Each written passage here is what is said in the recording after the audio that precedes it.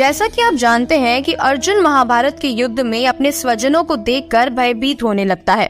ऐसा अर्जुन कृष्ण से कहता है कि हे सखा, अपने ही स्वजनों को युद्ध के मैदान में अपने समक्ष देखकर मेरे तो अंग ही शिथिल हो रहे हैं। मेरा धनुष मेरे हाथों से छूट रहा है, मेरे हाथों में तो कंपन हो रहा है। अब यहाँ जरा आप अपने आप को रख के देखिए। अगर आप माता पिता हैं, तो क्या अपने ही बच्चों को देखकर आपके अंग शिथिल होंगे कभी?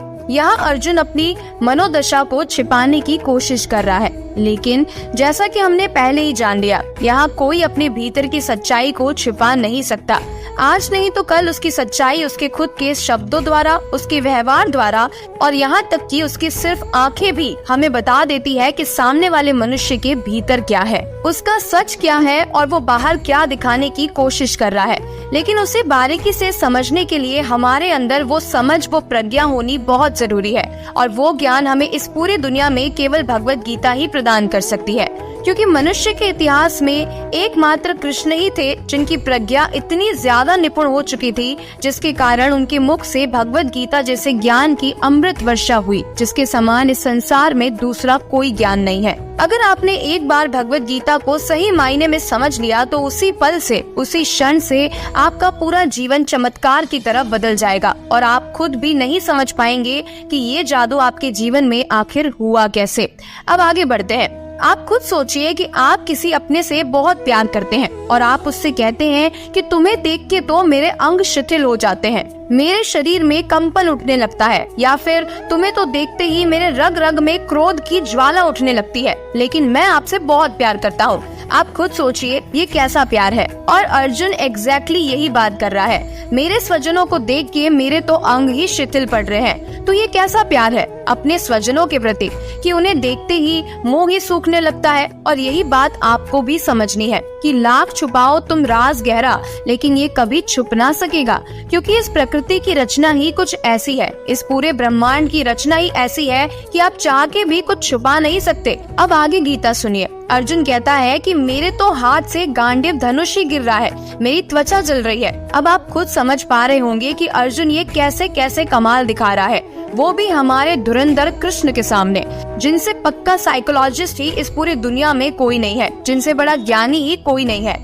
और अगर हमें भी उनके समान बनना है तो उनकी बातों को भीतर से समझकर अपने जीवन में उतारना बहुत जरूरी है। अर्जुन यहाँ अपनी बुद्धिमानी दिखाने की कोशिश कर रहा है, और अर्जुन यहाँ अकेला नहीं है। कहीं ना कहीं हम भी हमारे जीवन में अर्जुन की ही तरह बुद्धिमानी दिखाने की कोशिश करते हैं, अपने भीतर को छुपाने की कोशिश करते हैं, लेकिन हमें अर्जुन नहीं कृष्ण बनना है। अर्जुन कह रहा है मेरा मन भ्रमित हो रहा है, मैं तो अब खड़े रहने में भी सक्षम नहीं हूँ। अब आप खुद जरा सोचिए, ऐसा कभी होता है जहाँ डर है, कंपन है, वहाँ प्रेम कैसे हो सकता है? और जहाँ प्रेम है वहाँ कंपन और शिथिलता कैसे हो सकती है? प्रेम तो वो है जहाँ आपको कभी एक दूसरे से कुछ छुपाना ना पड़े, आप खुलकर उसके साथ अपनी जिंदगी जी सको, अपने हर पल को उसके साथ जी सको। प्रेम में भला युद्ध करने का विचार भी आपके मन में कैसे आ सकता है? यदि अर्जुन को अपने स्वजनों से इतना ही प्रेम था तो बात महाभारत तक कैसे पहुंच गई? और अगर उन स्वजनों को अर्जुन से इतना ही प्रेम था तो बात द्रौपदी की इज्जत तक कैसे पहुंच गई? क्या छुपाने की कोशिश कर रहा है अर्जुन? किस बुद्धिमानी का प्रदर्शन कर रहा है अर्जुन? इसी तरह हम भी अपने जीवन में अपने भीतर को छुपाने की कोशिश करते हैं। जरा गौर से अपने अंदर झांक के देखिए, क्या आप अपने भीतर की सच्चाई में अपना जीवन जी रहे हैं, या आपको भी अपने स्वजनों से ही शिथिलता आ जाती है? फिर वो आपका स्वजन हो कैसे सकता है? फिर वहाँ प्रेम हो कैसे सकता है? जहाँ छिपाना पड़े वहाँ प्रेम अपना स्थान आखिर कैसे बना सकता है? आप उसे प्रेम का नाम कैसे दे सकते हैं? प्रेम तो वो है जो आपको बिना बांधे आपको अपने आगोश में संभाले रखे। आपको आजादी हो अपनी जिंदगी को सुकून से जीने की, आपको आजादी हो बिना डर के बेझिझक अपनी बात को उनके सामने रखने की, जो आपको दिल से समझे और आपकी भीतरी दुनिया की रिस्पेक्ट करे, खुद भी सच्चाई में जिए और आपको भी जीने दे।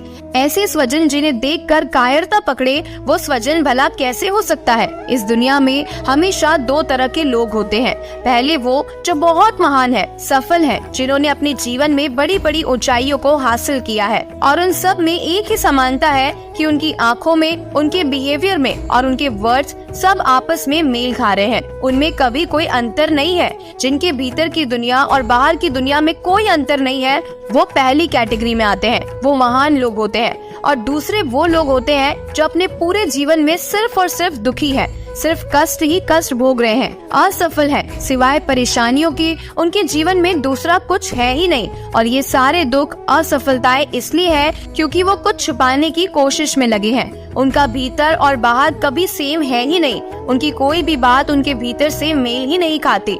उनके अंदर कुछ और बाहर कुछ और है। उनकी आंखें कुछ और कह रही है, बिहेवियर तो कुछ और कह रहा है, और शब्द तो पता नहीं कहाँ जा रहे हैं जो वो खुद भी नहीं जानते।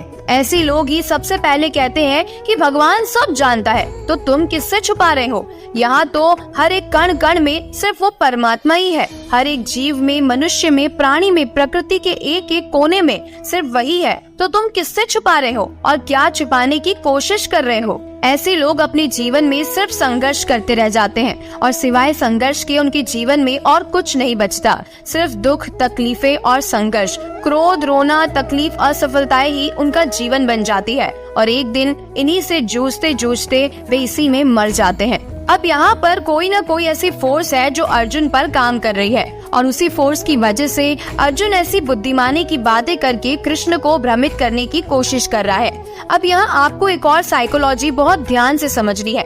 तो सुनिए, कोई भी बाहरी फोर्स कितनी ज्यादा पावरफुल है, इस बात का पता लगाने के लिए सामने वाला जो कुछ भी कर रहा है, वो जो कुछ भी बोल रहा है और जो कुछ भी उसकी आंखें बयां कर रही है, उन सब में कितना कॉन्ट्रडिक्शन आ रहा है, इसे देखने की कोशिश करिए। मतलब वो सारी चीजें एक दूसरे से कितनी अलग है। एकदम ध्यान से इस बात को समझ लेना। अगर मैं कुछ छुपा ही नहीं रही, मान लीजिए, तो मेरी आंखों में, मेरे व्यवहार में, मेरी बातों में कभी कोई डिफरेंस आएगा ही नहीं। वो आपस में मेल खाएगी, हमेशा समान ही होगी। आपको इन तीनों चीजों में कहीं कुछ अलग नजर नहीं आएगा। अगर कोई इंसान ये कहता है कि मैं इस इंसान से बहुत प्यार करता हूँ, तो सीधी सी बात है कि वो उसका गला तो कभी नहीं घोटेगा, बल्कि वो तो उस इंसान को देखते ही खुशी से भर जाएगा। उसे देखते ही उसकी सारी थकान ही दूर हो जाएगी। ये तो बिल्कुल ही सिंपल सी बात है ना। अगर प्यार है तो ये बहुत ही सिंपल सी बात है। लेकिन अगर प्यार नहीं है और सिर्फ कह रहे हैं कि प्यार है, तो आप खुद देख पाएंगे कि बाहर से सिर्फ अच्छी अच्छी और बड़ी बड़ी बातें होगी, लेकिन अंदर ही अंदर तो उन दोनों को ही पता होता है कि रत्ती भर भी प्यार नहीं है। दिन में 10 बार ये कह देने से कि मैं तो तुमसे बहुत प्यार करता हूँ, वो प्यार नहीं होता। अंदर तो दोनों ही जानते हैं कि कितना प्यार है और कितना नहीं, क्योंकि छिपाने की सिर्फ कोशिश की जा सकती है। आपकी आंखें, आपका व्यवहार, आपके शब्द सब कुछ बयां कर ही देंगे। कुछ भी छिपाया नहीं जा सकता, चाहे सामने वाला लाख कोशिश करे। लेकिन आपके अंदर उस चीज को पकड़ने की कला होनी चाहिए, वो समझ, वो साइकोलॉजी आप में होनी चाहिए। तभी आप भी कृष्ण की तरह किसी को भी सिर्फ देखने भर से ही सब कुछ समझ जाएंगे। और उसके लिए आपको भी अपने अंदर भगवत गीता के ज्ञान को सही मायने में उतारना होगा। और धीरे धीरे, अभी तो हम इस ज्ञान के सागर के और गहराई में उतरेंगे। हम साथ साथ अपने जीवन में प्रगति करेंगे और कृष्ण की तरह खुद को भी पूर्ण बनाएंगे। और किसी के भी राज का पन्ना आपके सामने कभी राज नहीं रह पाएगा, क्योंकि याद रखिए, प्रकृति के कोने कोने में वो परमात्मा ही है।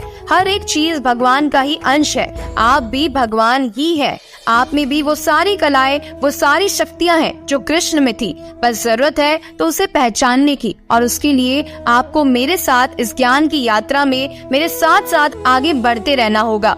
तो मिलते हैं भगवत गीता से जुड़ी और भी ज्ञान भरी बातों के साथ। तब तक के लिए जीवन की इस खूबसूरत किताब को पढ़ना जारी रखिएगा।